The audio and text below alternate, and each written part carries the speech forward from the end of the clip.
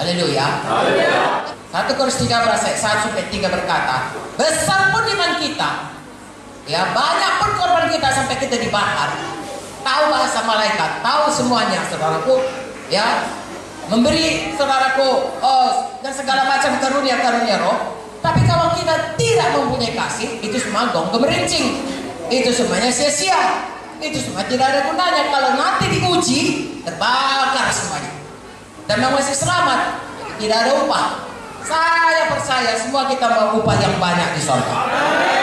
Oleh sebab itu, mari sungguh-sungguh berjalan di dalam kasih, berjalan dalam kebenaran.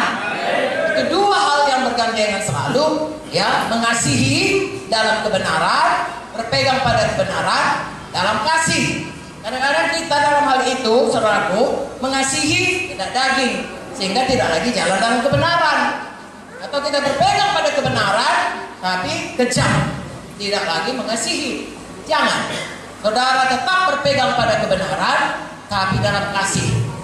Atau saudara mengasihi tapi dalam kebenaran. Misalnya mengasihi, saya sayang kepada katakanlah saudara saya, tapi saudara saya itu menyembah berhala, tapi karena sayangnya saya biarkan aja dia. Nah, itu tidak dalam kebenaran, ya. Atau saya mau berpegang pada kebenaran, ada saudara saya, dia berbuat salah, saya pegang pada kebenaran, lalu saya usir dari rumah saya tidak kasih. Dia bilang bertobat, aku bertobat, saya bilang tidak, ya, saya mau berpegang pada kebenaran, saya hamba Tuhan. Kau ini sudah saya usir, saya tidak beri dia. Nah, itu memang betul-betul berpegang pada kebenaran, tetapi tidak dalam kasih.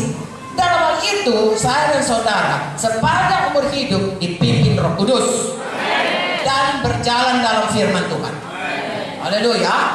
Kalau saudara lihat hari makin hari, saya dan saudara makin menjadi seperti Yesus. Kalau orang ketemu dengan kita, dia tahu bahwa ada satu kasih yang mengalir keluar dari kita. Dulu sebelum GKI, moto daripada pelayan Pak Munte adalah I care. Artinya saya mengasihi. Miracles happen when someone care. Artinya mujizat terjadi kalau ada yang mengasihi. Saudara baca dalam Alkitab ini, kalau dikatakan maka tergeraklah hati Yesus oleh belas kasihan, terjadi mujizat. Saya dan saudara harus selalu bergerak dalam kasih dan dalam kuasa Tuhan. Dan untuk itu kita tiap-tiap hari harus bertumbuh. Haleluya. Kalau saya mau berjalan, katakanlah mau naik kapal atau naik kapal terbang atau naik mobil, ya, untuk pergi ke satu tujuan, destinasi, ya, saudara kan pakai GPS namanya, ya, saudara yang menunjuk jalan itu, ya, atau saudara punya, kalau naik kapal itu ada menunjukkan bujur sekian, lintang sekian, ya, di sini ada karang, di sini ada mercusuar dan lain sebagainya. Sehingga kalau dia naik kapal dari Tanjung Priok ke Belawan, selamatlah itu. Kalau tidak nanti sampai ke Laut Cina Selatan. Ya, karena di bawah itu ada, kenapa saya tahu? Karena dua orang adik saya kapten kapal. Dia bawa saya, bisa di bawah arus atau angin yang tidak biasa. Jadi setiap beberapa saat lamanya itu kapten kapalnya atau jurubudinya harus melihat sampai di mana, di koordinat mana mereka. Kalau ada melenceng, mereka kembalikan.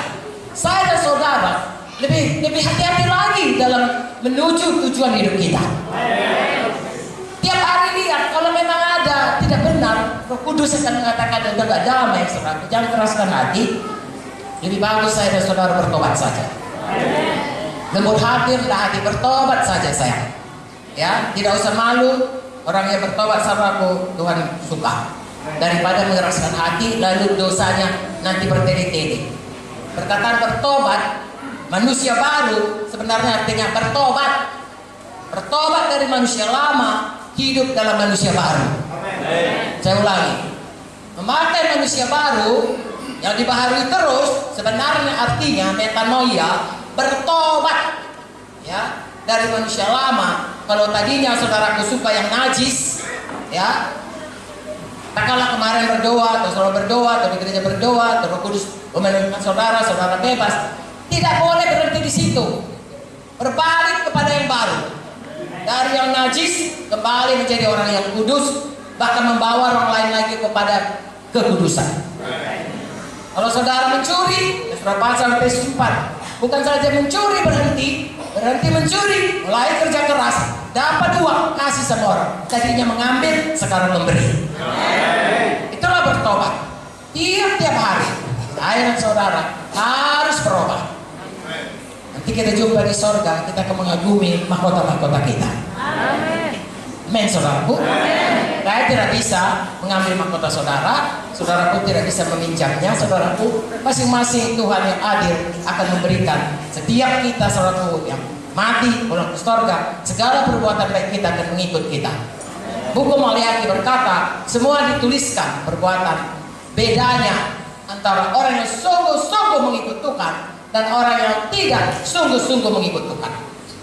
Jadi kita bisa, saudaraku, yang kelihatan itu mungkin baik, tapi yang tidak kelihatan itulah yang kekal. Jadi saya dan saudara, jagalah yang tidak kelihatan itu.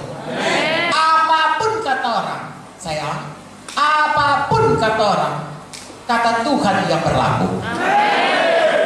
Hebat kali dia kata orang, bodoh tahu kata Tuhan, bodohnya itu. Ya, orang kaya itu dia mengumpul uangnya, saudaraku. Lalu kemudian berkata, oh senanglah jiwaku, banyak uang terkumpul. Lalu Tuhan berkata, hai bodoh. Ada nggak dituliskan? Ada.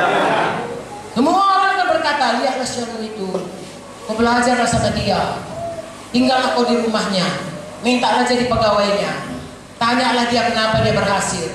Itulah yang kau tiru. Orang akan berkata begitu, tapi Tuhan berkata, hai bodoh. Semua pun orang berkata, bodoh kali kau. Tapi kalau Tuhan berkata, hamba yang baik dan setia, masuk dalam baiknya itu. Saya dan saudara mendapatkan itu dari firman Tuhan. Roh Kudus akan mengajari kita, mari bersungguh-sungguh hati terhadap Tuhan. Sudah hidup kita berubah, makin hari makin menjadi seperti Yesus.